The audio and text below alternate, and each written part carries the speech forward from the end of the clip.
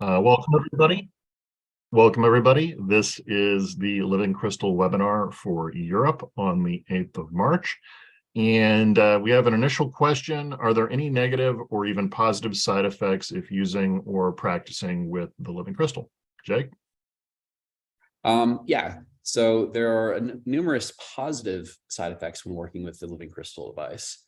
However, depending on your intentions going into the experience of the Living Crystal, if you are already experiencing agitation or you're not in a good headspace, the Living Crystal device can enhance any energy you put into the device. Now, we found through trial tests that if you're working with a Living Crystal device with that is plated with gold, or if you're using a specific crystal that tends to work with negative energy to begin with, like selenite, that tends to buffer that effect.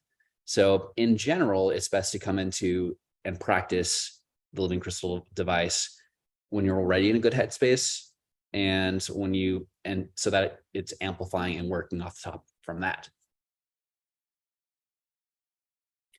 Any additions, Bob? Yeah.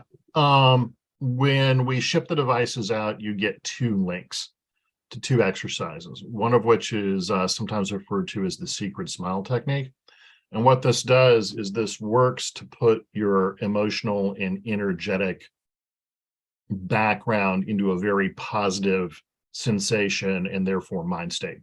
So that helps to buffer that. The exercise itself takes about 5 minutes to learn how to do. It's pretty quick and basically consists of consciously moving certain sensations and emotions through the body.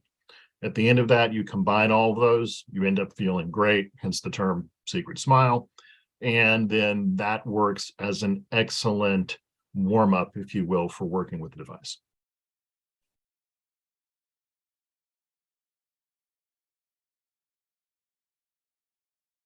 Are there any ways or methods of practicing with the Living Crystal to help amplify visualization skills? Well, Jake, I think you can speak to this.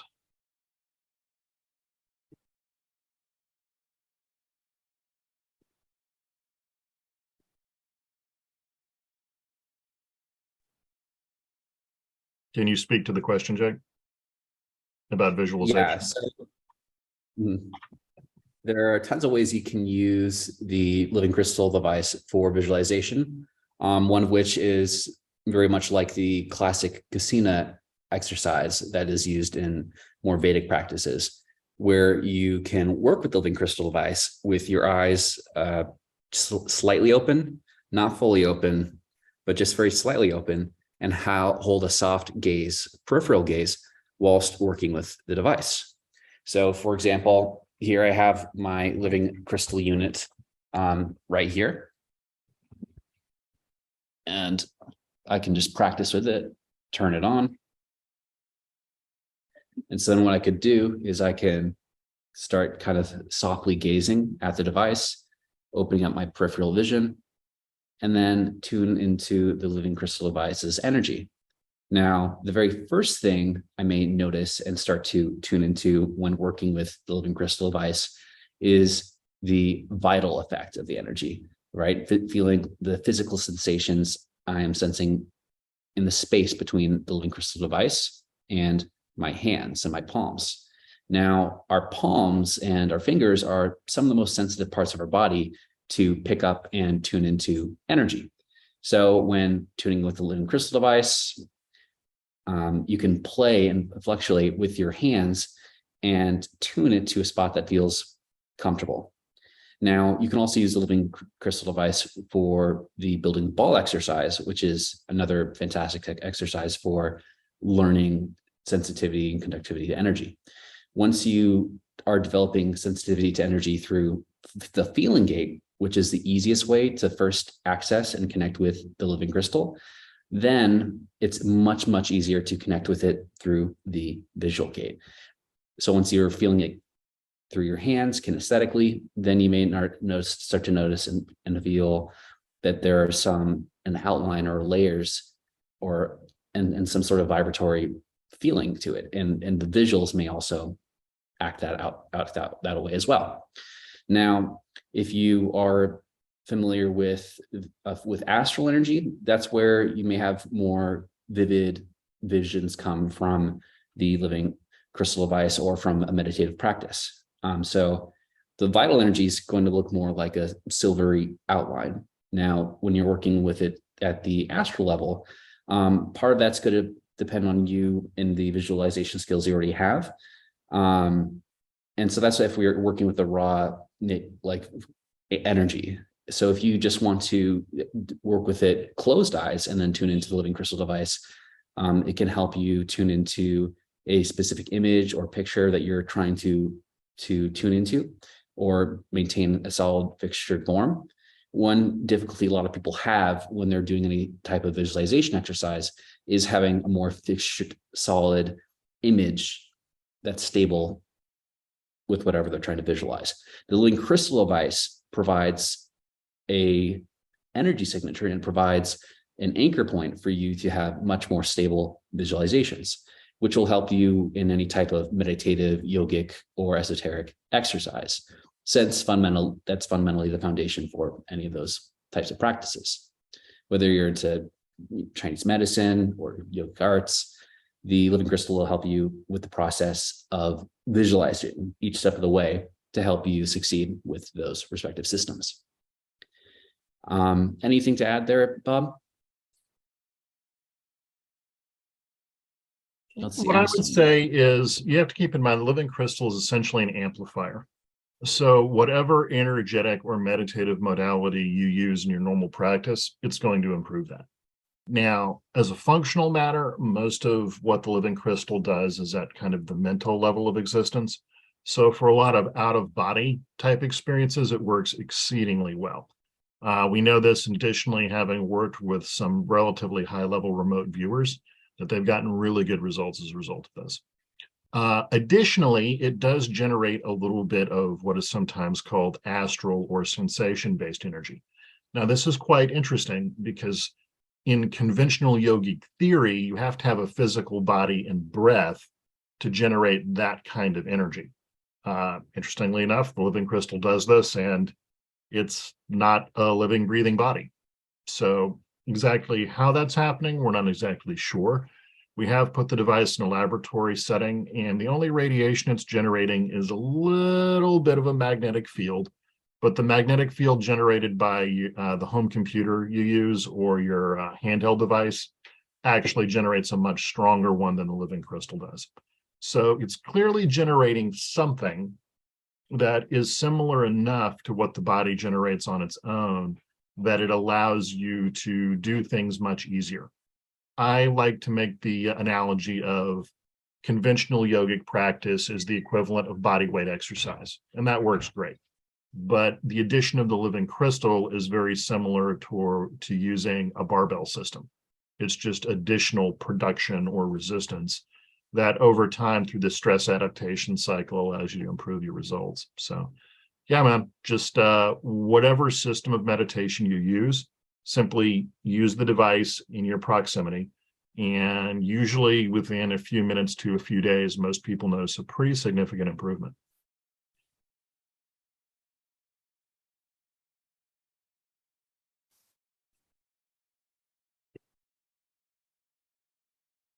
Has anyone ever tried putting a diamond on it and what happens? Anything to add to that, Bob? I have not used a diamond specifically, but what I can say is the books that are written on sacred stones and this kind of thing are largely correct. What we found is that the living crystal, if you place a stone on top of it, essentially amplifies the effect that is normally generated by stones. Now, what I have done is I've put a synthetic ruby on top of it, and its effects were greatly amplified over the use of a ruby by itself. Now, this was curious because, again, it was a synthetic stone. It turns out, as long as the stones are properly produced in a lab, they tend to work pretty well. So what I would say is what we need to do, I guess, is get our hands on a synthetic diamond and see what happens. But my suspicion is you would have the same effect you would get from a diamond in general.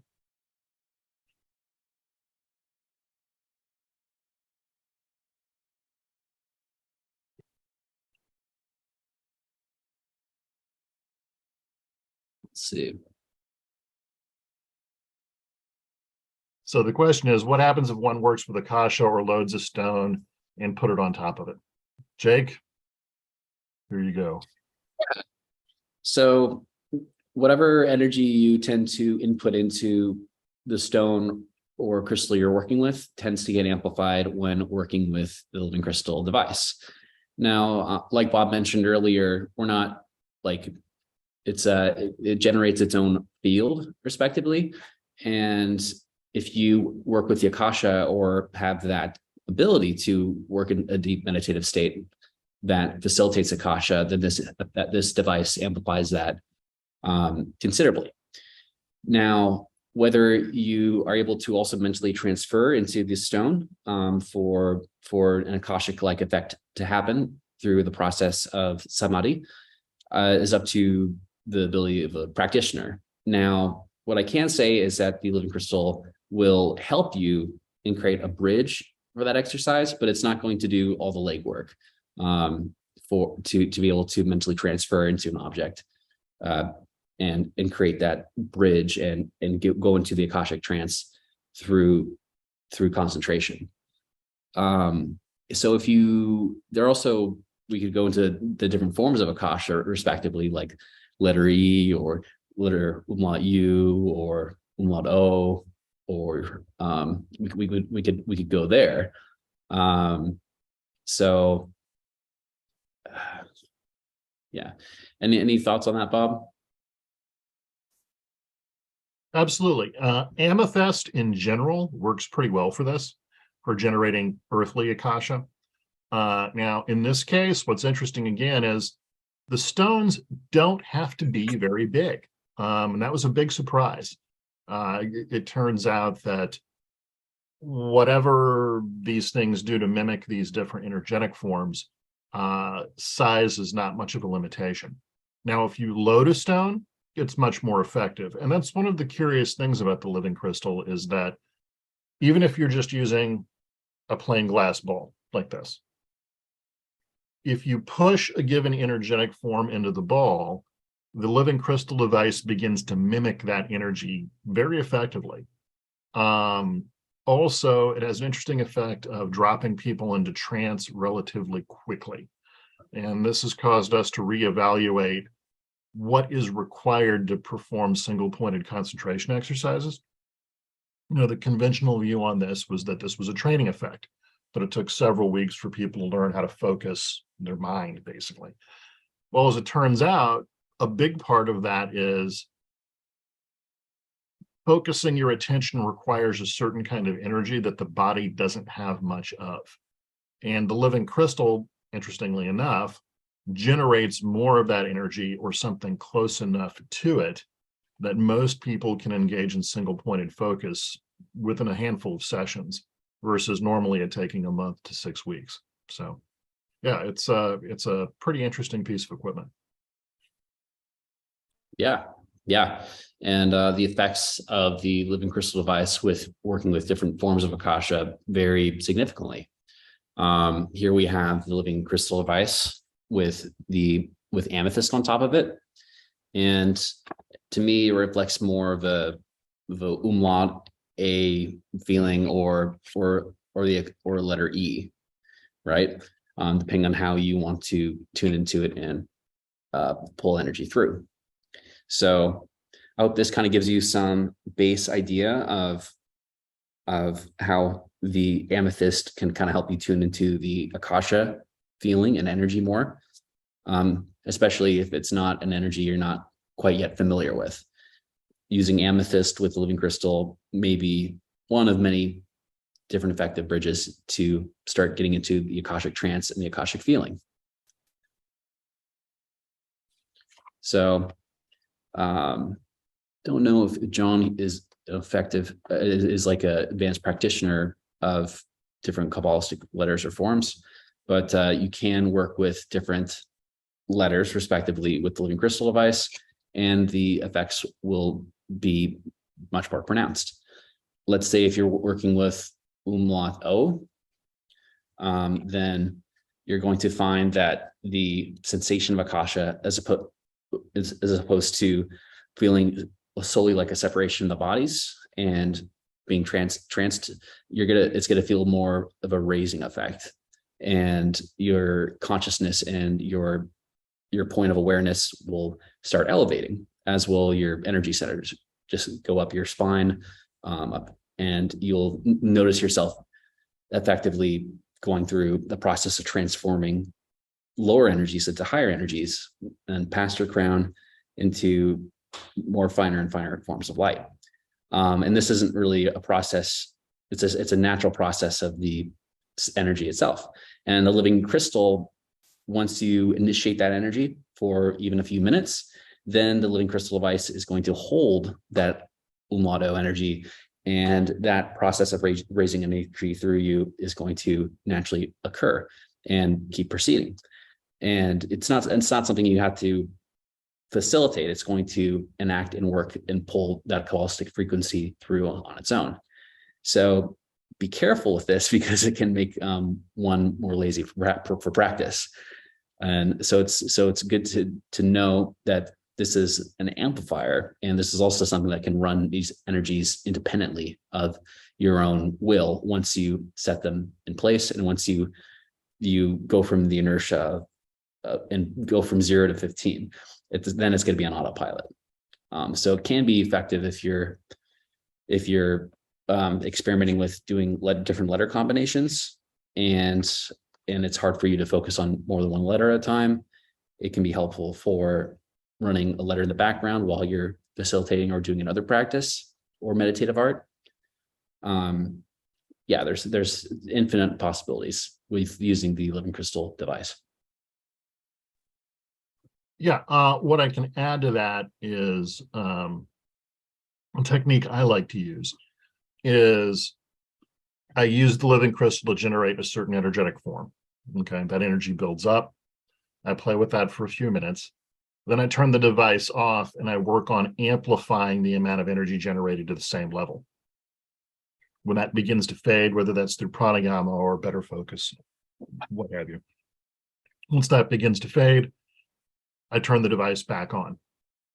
And I like to flip back and forth. Another thing I've experimented with is using the device during one practice session and then not using it in the next. This provides a kind of stress adaptation cycle where you boost everything up, you recover for a day or two, then you boost it up again. That seems to work exceedingly well. So again, that's why I like that analogy with barbells, where you engage in the training stimulus, your body recovers, and then you do it again. So yeah, it's extremely effective for that. Next question. Can TLC help enhance one's mental transference skills?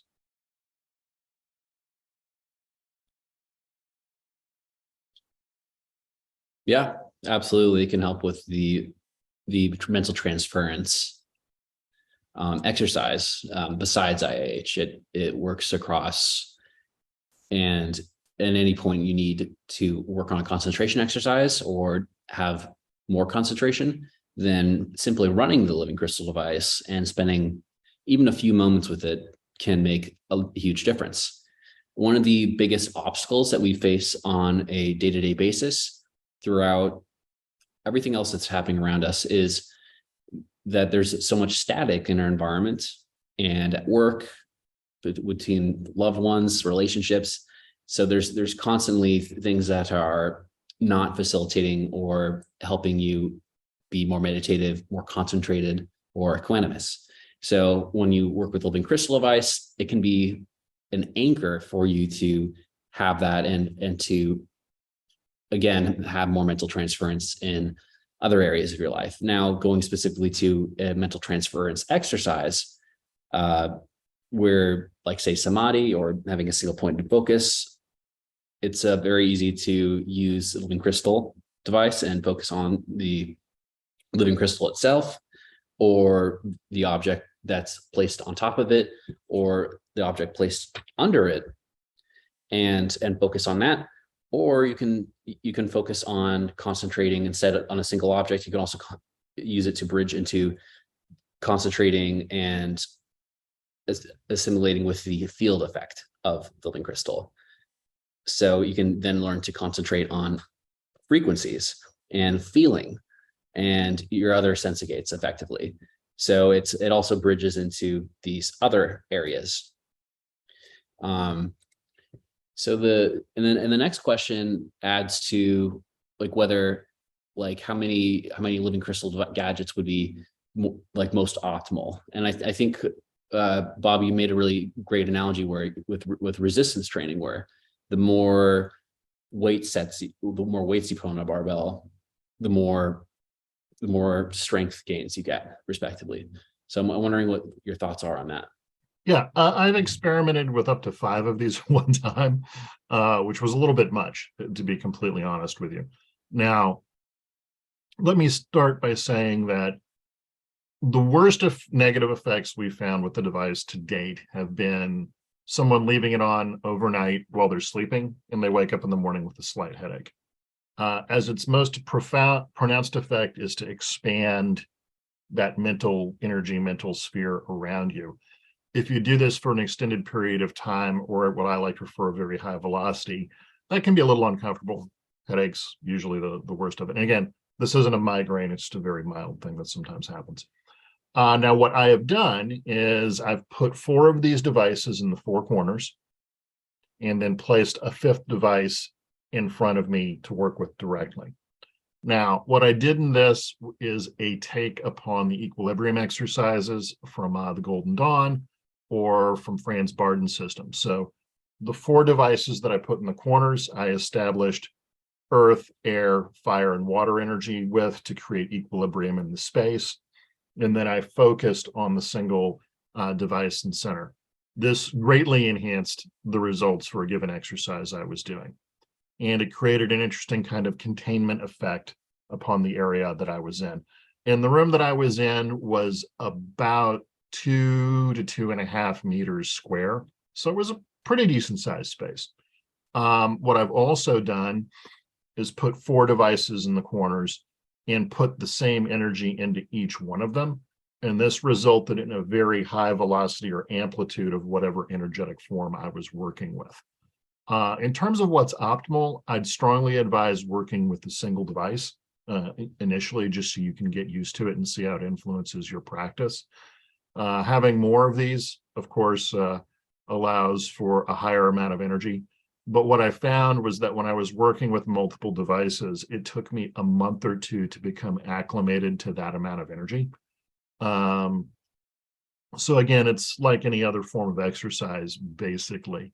If you get up in the morning on day 1 and do 200 push-ups, you're going to be pretty sore for about a week afterwards, and probably not progress as well as starting with 30 push-ups and then 35 push-ups and then so on and so forth.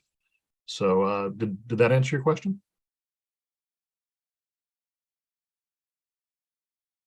Awesome. Well said.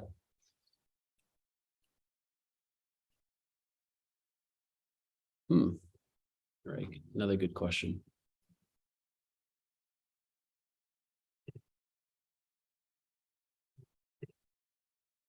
So after practicing with the living crystal device, is there any clearing the space or banishing needed in the room? And what would happen if someone didn't?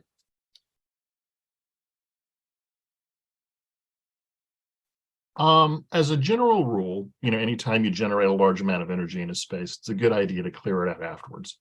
Now, there are some exceptions. In my personal practice space / temple, when I'm done, if I'm doing evocation or invocation, I will make an attempt to clear the space afterwards. But if I'm simply dealing with one energetic form or another, I just leave it there. Now, every once in a while, the energy will start to feel a little bit dirty for whatever reason. And then I'll, do the normal thing of dusting the room and, washing the floors and doing that kind of thing. And that seems to take care of it pretty well.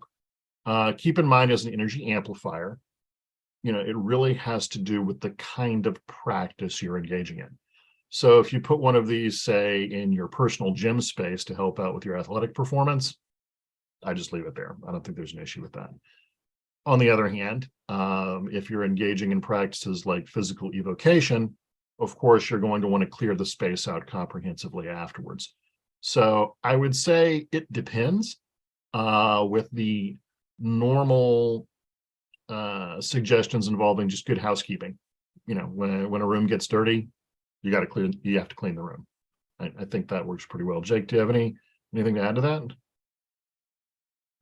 Yeah, I think personally, the only times I need to clean or cleanse things, it's like, so if I go to crystal shop and I buy a crystal, and for whatever reason I pick up the crystal, and then through psychometry, or just sometimes you walk into a store or a place and it feels a little grimy, there's karma to the business that feels that's not in synchronicity with the practice I'm going to be using crystal for. So in that case, I need to clean the crystal for sure. What I may do is I may soak it in water overnight, and allow that water to absorb any residual energy that might pass through that crystal when it touched hands through humans, and through that business. Sometimes additionally, if I feel it's really sticky, then I might also put some salt rocks or some salts into the water as well to really sap any negative energy that's there. Additionally, I might do some prayers, or might do some charging of said crystals to wipe it. Usually I just use water because it's the easiest. And then I address it the next day, and then I charge up the crystals with some positive energy, with some intent. And then that to me has been more or less my focus when I have done banishing or clearing. With the base unit device itself, I've never had to cleanse it or anything like that. So yeah. And then as far as like my energetic space around me, I've taken my living crystal device to a few different environments. Some environments I don't feel like I would want to have it out. Like when I took this to a crystal shop, and the crystal shop had a kind of grimy energy, I felt uncomfortable with having a living crystal device there. And I felt like it picked up a little bit of that energy, but then I just did a clearing exercise. Even just whipping air by it can dilute a little bit of that residual. So, and then also just then practicing with it thereafter, started cleaning, cleansing, and working with good intentions. I mean, all these things, process clear, working with having sage, good smells. Yeah, there's so many different ways to cleanse and to work with this. The only thing I would add is if you're going to physically clean the device, the living crystal itself is not water resistant or waterproof. So, and the coil is electrically powered. So I would just advise using, you could use a damp cloth on the body of the device. But if you're going to try to clean the internal crystal, because it's not removable the way it's built, I would just use a dry cloth, for what it's worth. Definitely do not submerge it in anything. That will result in it not working very quickly. Thank you for the reminder, Bob. That's helpful. When I mean the crystals that you place on the top. Great. What happens when using sound generated by external devices, or by your own uttered sounds? Are they also amplified? Jay? Yeah, especially if you're working with a mantra type practice, whether that be like a traditional yogic mantra, Kabbalah, or just reciting a prayer over and over. Working with the living crystal will amplify that effect. Now, specifically for Kabbalah, which is something I practice in a mantra kind of way, definitely helps with the amplification of that effect, and it quickly gets me into a state of trance related to the energy, the frequency, or the feeling or sensations that I'm working to tune into. So I drop into it much quicker than if I were saying that said mantra on my own. I notice this amplification happening many times over, where it's instant, because sound is very, very powerful. And working with the sound, in addition with this living crystal device, it plays very beautifully and harmoniously. I find that, let's see, any external devices? Let's see. Yeah, I think I've left my living crystal device on by accident whilst I was listening to pop music, like kind of like some 80s synthwave, new wave. And I did feel more energized for whatever reason. And then I was like, oh, why do I feel all energized? And then I looked under my desk, and I was like, oh, okay, my living crystal is still on. And I turned it off. And I felt the music. I was like, all right, the music's still good, but it definitely amplified that sensation. Now that's a very mundane application of the device. But anything to add to that, Bob? Yeah. We've had some people experiment with playing Buddhist sutras in the background while they conduct their meditation. And music produced or sound produced by mechanical sources does get a bit of an amplification. On the other hand, sound produced by a living being who has breath has a much stronger one. And again, that seems to indicate that if fed a little more astral or sensation-based energy, the device seems to amplify that somehow, which is very curious. But yeah, external sources absolutely work. And as Jake pointed out, it's an amplifier. So unless the stone you're working with has a particular purification effect associated with it, you're going to get more of whatever you're putting in.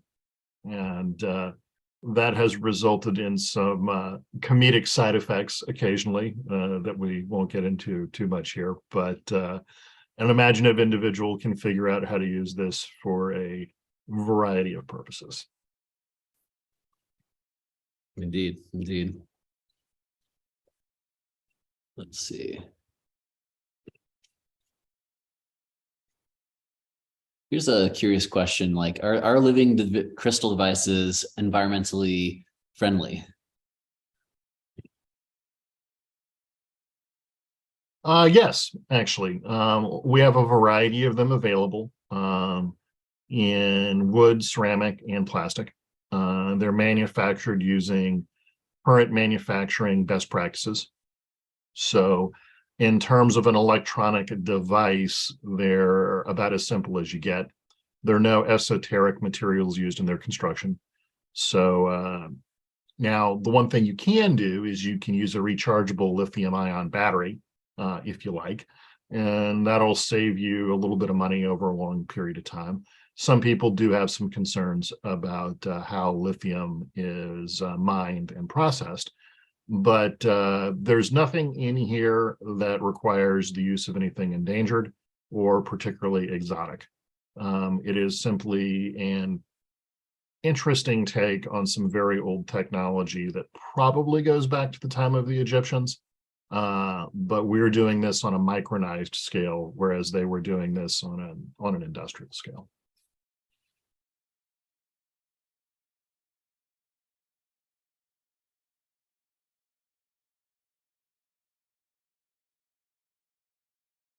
Yeah, and so we talked a little bit about the process of cleaning the devices. So are there any maintenance requirements for a living crystal device over time? Generally, no. To be honest with you, we're not exactly sure what the life cycle of one of these devices is going to be, but based off the simplicity of the electronics and our manufacturing standards, any given device you have, as long as it's not abused or dropped or otherwise damaged, should work for several years at a minimum. The circuitry involved is not terribly more complex than an office lamp. So however long your office lamp lasts for, chances are the living crystal will be good for.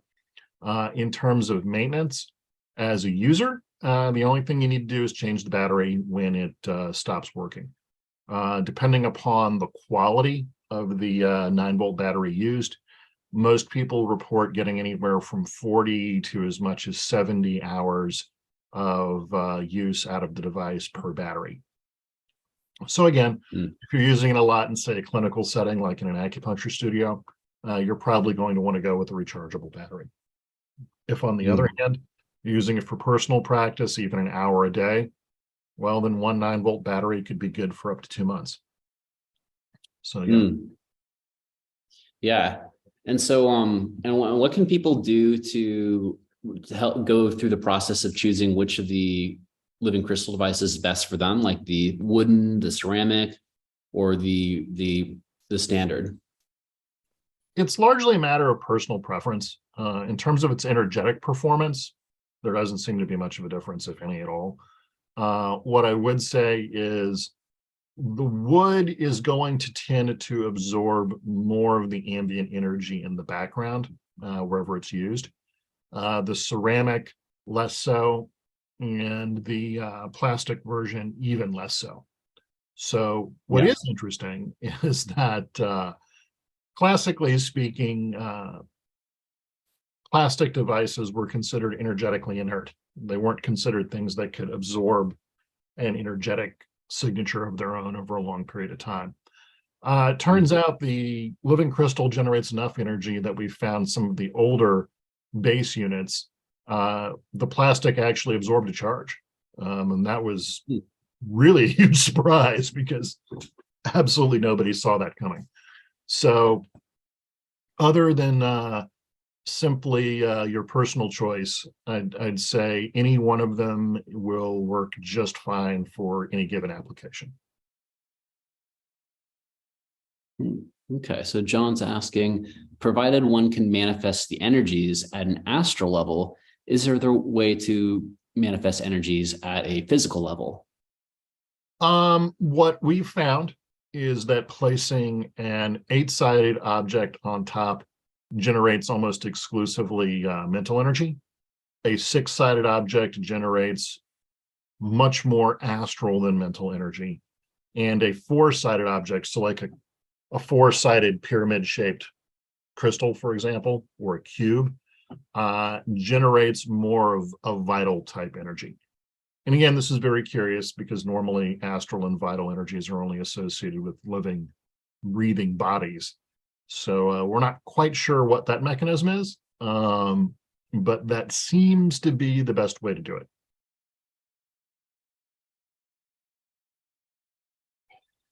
Yeah. Do you have any methods of like storing the living crystal device when it's not in use, or do you leave it out in the open environment?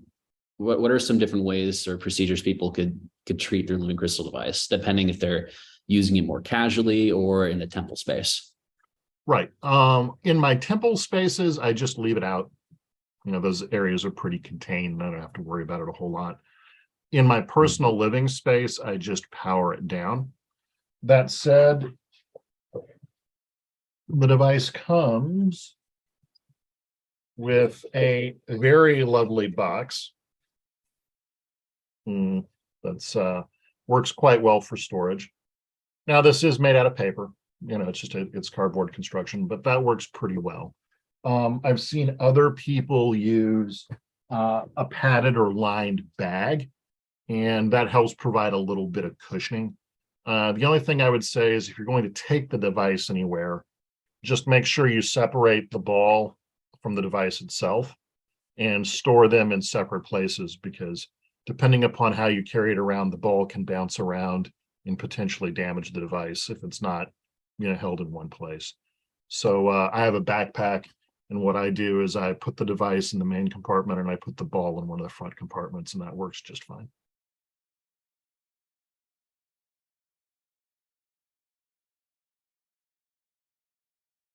Yeah. And how does the living crystal device compare to other types of healing tools, meditation tools, like say just working with a candle, for example? Like how does it really do? Other than Goma or fire-based rituals, like, you know, using candle, this is the only thing we found that actually adds more and I hate this term, energy into the mix. Uh, Most other meditative devices will allow you to tune your practice to a specific waveform. They'll act as a timer. They might be a light sound machine that helps, kind of put you into a state of trance or tune your brain waves to a certain frequency. But generally speaking, they don't add more of this stuff that we use in the process to the process. So that's the real difference with this. Now, I have had friends combine the living crystal with a Goma fire ceremony, and the results from that, as they said, were quite spectacular. So it is something that can be used as an additive to those more energetic practices. I have found that if I do pranayama around the device, it generates more mental energy than it would normally. So that's also another curious effect of using it. But the main difference is the living crystal adds more to the process. And most devices out there that I've seen really haven't done this. There are some things that I've seen with spinning magnets and a bunch of other type equipment that you can find out there in the field of radionics that seem to have an additive effect on some level, but they're quite expensive and they're hard to get your hands on. So the advantage with the living crystal is a big part of what we're doing is making this kind of additive technology available to the general public versus somebody who has $10,000 to, spend on a device that may or may not work. And also keep in mind the placebo effect. A lot of people have found that if they simply believe something's going to work, it does.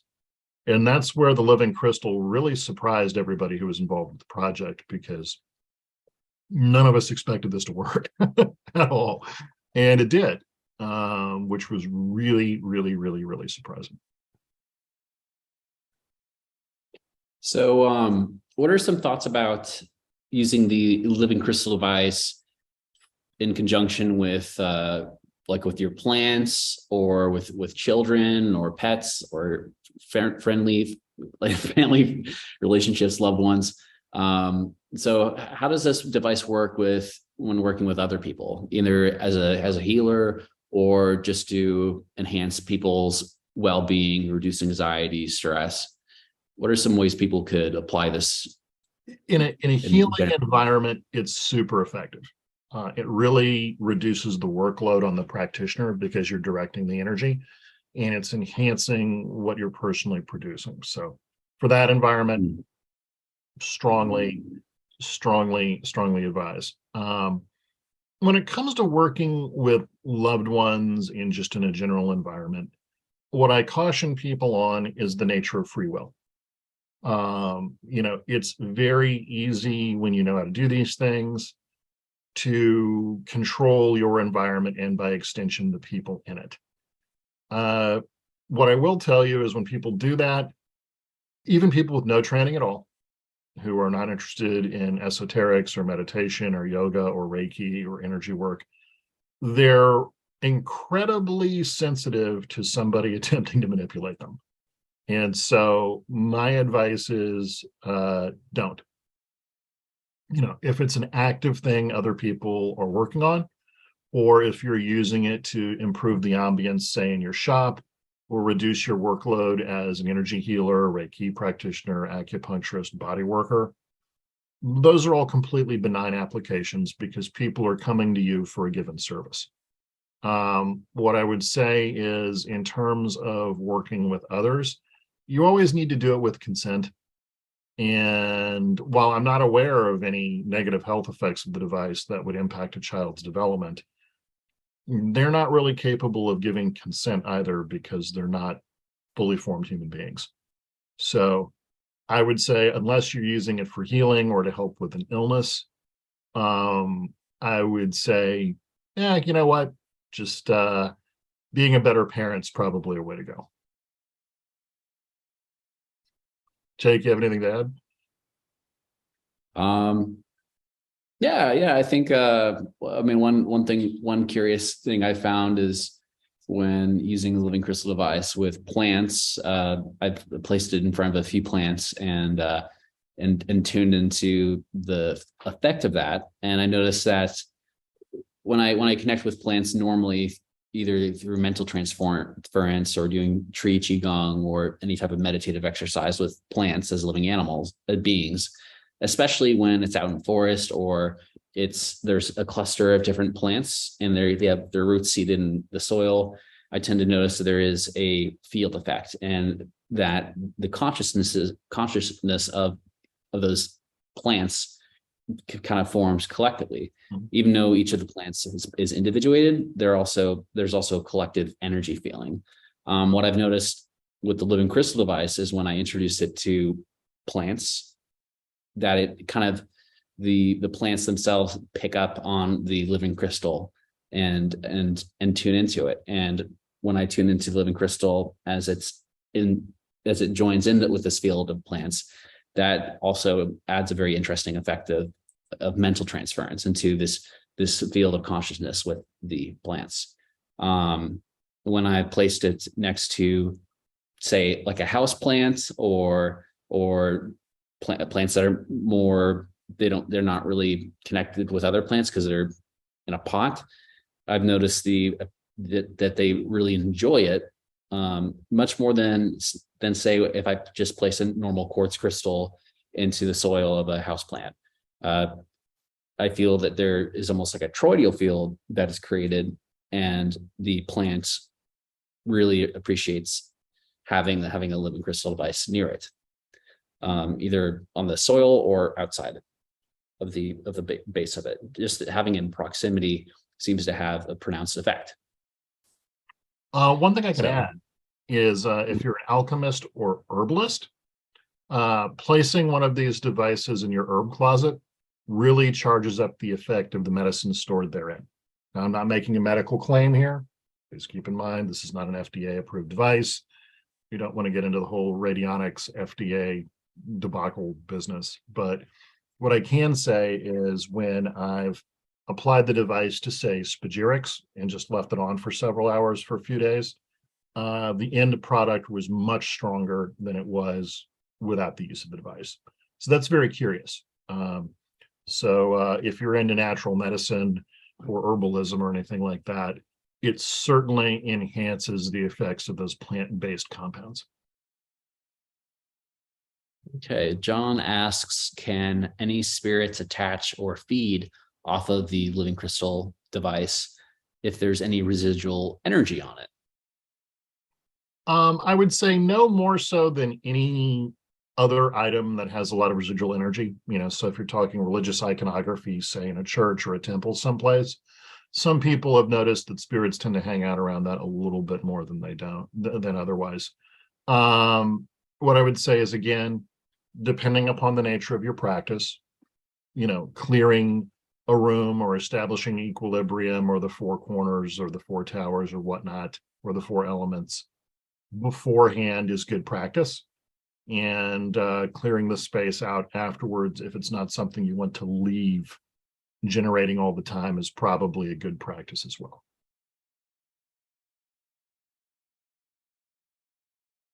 Yeah, and so if one is alone astral projecting out of their body, are there any dangers with the living crystal turned on next to you? So will that amplify the practice of the out of body astral experience, or would it hinder you? And I believe this is when they're saying, like, when there's a complete separation of the astral body, not like a mental projection, but like an astral projection. That isn't something that I've worked with. My suspicion is that it would enhance the duration that you would be able to engage in that exercise, because as anybody who's ever successfully separated their astral body from their physical body will tell you, the process of doing that is quite exhausting. So I think it would enhance the duration of the exercise. It is not something that I've worked with much. What I can tell you with mental wandering, where you separate your mental body from your physical body to go out to these different places, it definitely makes the process a lot easier because it just gives you more energy to work with. The only thing that I would say is a distraction of that is the device does generate light. Some people are very sensitive to having light on and prefer a completely blacked out or dark room when they engage in these kinds of practices.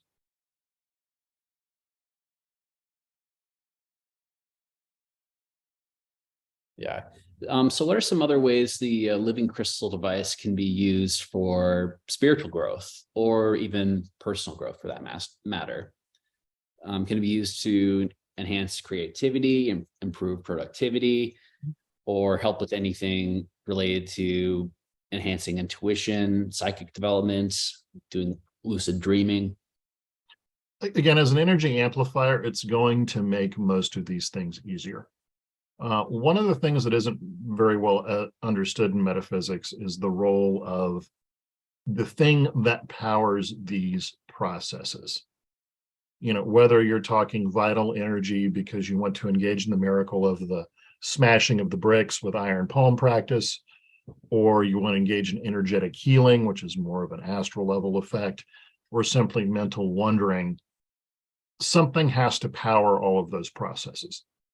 And while we have various techniques that do this, everything from posture holding to mantra to pranayama, you name it, the fact of the matter is you still need something to push that process forward. So what I would say is if you look at the living crystal primarily as an energetic amplification device, you can then apply that to whatever it is you're trying to achieve to see if it works, if it's going to enhance what you're doing.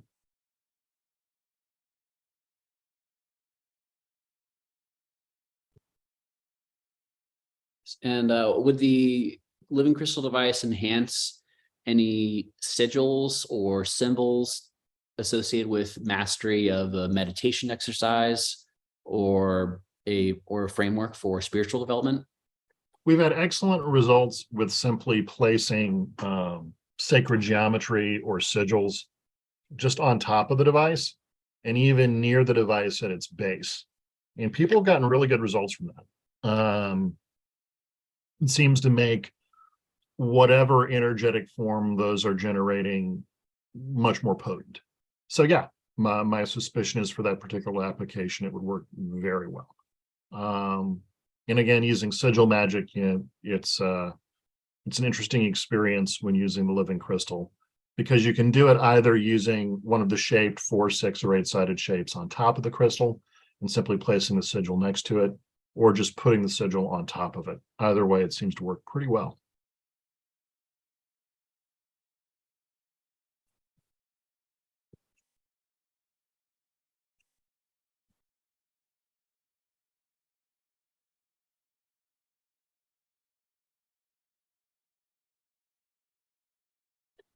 Here's a curious question I have about where do you see yourself being able to differentiate a genuine living crystal device and potential future knockoffs? What are some ways the living crystal devices we have will have a unique key advantage? Primarily, it's in our manufacturing process. We're very specific about how the design, how the device is designed and implemented in manufacturing. As people like to say, the sequel is never as good as the original, and I'm sure that will be true. We are working on a series of patents and trademarks, so hopefully we can, try to make sure that the devices are properly manufactured. That said, it's technology. And at a certain point it will get out, and at a certain point people will figure out how to do this as well. That said, we are working on a series of follow-on devices, at least one of which will be released at some point. The second stage device. The third stage device involves the use of a Tesla coil, and until I can figure out some way to safety proof that, we'll be holding that in reserve, because the amount of energy it generates, again, energy, seems to be at least 10x what this device does. And at that point, it's very easy for people to become overwhelmed, and we don't want anybody getting hurt. Additionally, I made the mistake of getting too close to one of those once, and it generated surface burns on my right hand. We're not exactly sure how that happened because in theory that shouldn't have happened at all. So clearly when you really rev the motor up, you get an effect that we don't have good explanations for. That said, the stage 1 devices, as we're selling in the Kickstarter right now, are perfectly safe and don't generate any of these kinds of problems at all.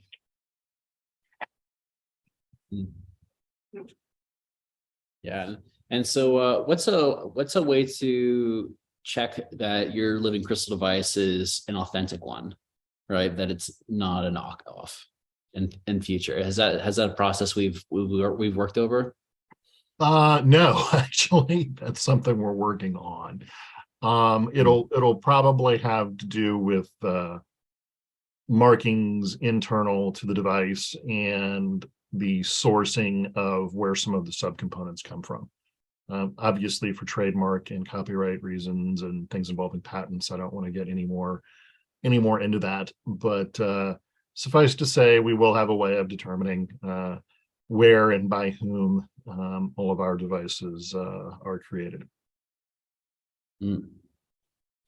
Yeah. And what are some ways you envision the living crystal device being used to help people with their emotional, mental well-being? Sure. Maybe for some people who are new to meditation, yoga, and mindfulness practices. Right. Like what are some introductory?